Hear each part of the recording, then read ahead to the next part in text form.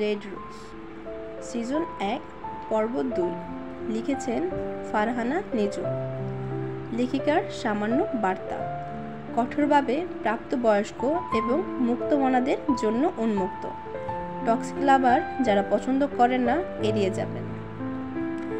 Listen babe, আমি খুব একটা ভালোভাবে আচরণ করব না। I am sorry. Night club থেকে একটি বাংলাদেশি মেয়েকে নিয়ে হোটেলে ঢুকছে ঐশ্বর্য। এটা নতুন কিছু না, রোজই এমন হয়। ঐশ্বর্য বরাবরই মেয়েদের টিস্যুর মতো ইউজ করে, আজকেও তাই। কিন্তু ঐশ্বর্যের আচরণের জন্য তার কাছে কোনো মেয়েই আসতে চায় না।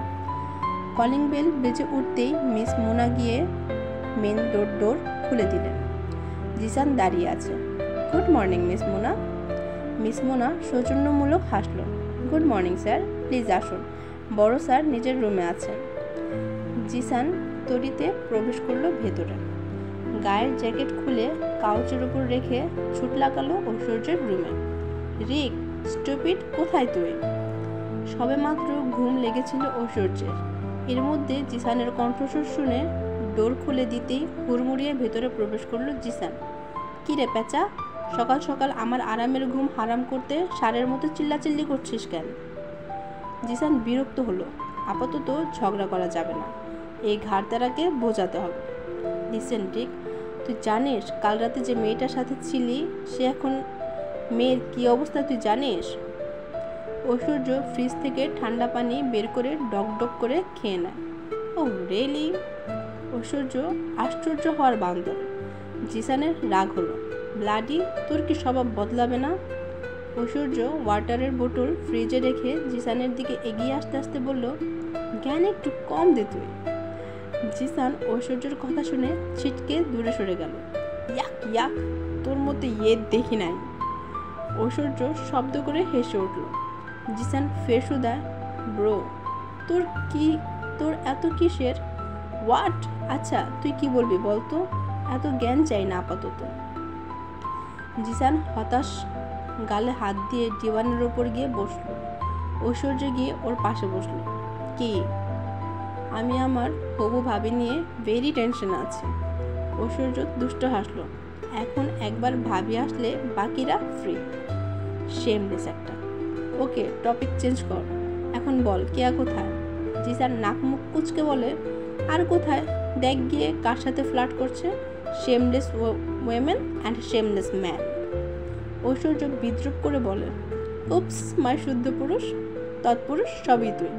আমার শেমলেস ঠিকই আছে। জিসান কিছু বলল না আর। ঐশ্বর্য ফ্রেশ হয়ে বের হয় ওয়াশরুম থেকে। তৎক্ষণাৎ জিসান ভেতরে ঢুকে। ঐশ্বর্য ল্যাপটপ নিয়ে বসলো, সাথে কানে হেডফোন। কিছু ফাইল দেখছে সে। তৎক্ষণাৎ জিসান হাঁক ছাড়ল, রিক, তোর আন্ডারওয়্যার আমায় দে। ঐশ্বর্য কপাল কুঁচকে নেয়। ননসেন্স, তোর কি নেই? ভিজে গেছে, দে না তোরটা। ঐশ্বর্য ল্যাপটপের শাটার অফ করে বলে, নো ওয়ে।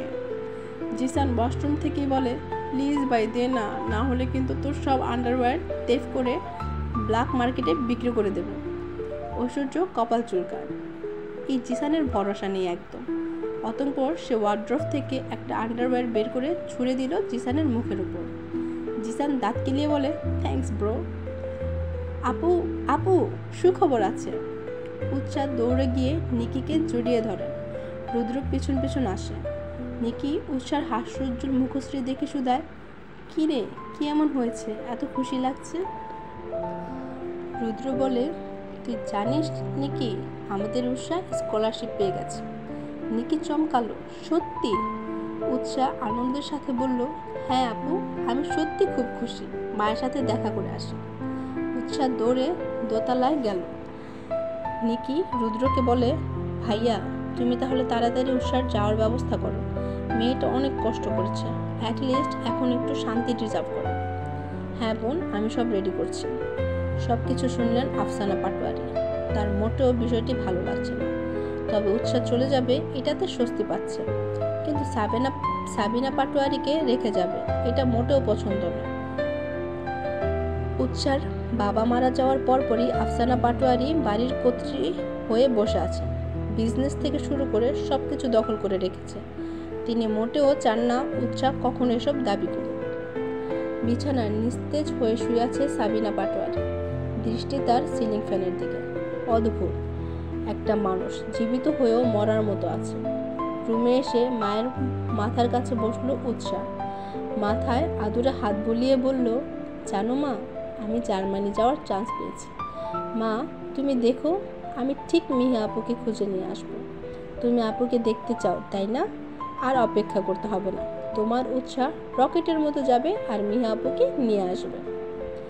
সাবিনা পাটোয়ারি কিছুই বলতে পারলেন না, তবে হয়তো বুঝেছেন, তাই তো আখিদা অশ্রুসিক্ত হয়ে উঠেছে। উৎসা নিজের হাতে চোখ মুছে দিল। কিছুটা ঝুঁকে মায়ের কপালে চুমু এঁকে বলে, আমি তোমাকে অনেক ভালোবাসি মা। বার্লিন ব্র্যান্ডেনবার্গ বিমানবন্দরে গুটিসুটি হয়ে দাঁড়িয়ে আছে উৎসা। অপেক্ষা করছে নিজের এক বন্ধু সিরাত নামের এক যুবতীর অপেক্ষা করছে। সিরাত বাংলাদেশে একজন মেয়ে। নিকি বলেছে সিরাত ওকে গার্লস হোস্টেলে নিয়ে যাবেন। সিরাত নিকির এক কলিগের ফ্রেন্ড, যার দরুন উৎসাকে একা পাঠিয়ে একটু স্বস্তি পেয়েছে নিকি। ব্রাউন রঙের একটা লেডিস টি শার্ট আর ওপরে জ্যাকেট জড়িয়ে লাকেজ নিয়ে দাঁড়িয়ে আছে উৎসা। ভীষণ ঠান্ডা, এক্ষুনি হিম হয়ে যাচ্ছে উৎসার নরম তুলতুলে শরীরটা। উৎসা নিজের নাম মেয়েলি কণ্ঠস্বরে শুনে গাড় ঘুরিয়ে তাকালো উৎসা। জিন্স, তার উপর লেডিস টি শার্ট পরে দাঁড়িয়ে আছে একটু ফর্সানো। আরে উৎসা? উৎসা মিনমিনিয়ে গলায় বলল, জি আমি উৎসা, কিন্তু আপনি? আমি সিরাত। নিকি আপু বলল তোমাকে এয়ারপোর্ট থেকে রিসিভ করতে। তুমি তো কিছুই চিনো না।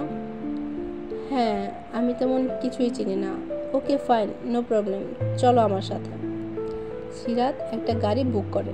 5 মিনিটের মধ্যেই সেটা চলে এলো। অতঃপর তারা রওনা দিল হোস্টেলের দিকে। সন্ধ্যাবেলা আকাশ এক অদ্ভুত রং ধারণ করেছে। লালচে হয়ে উঠেছেন সমগ্র আকাশ।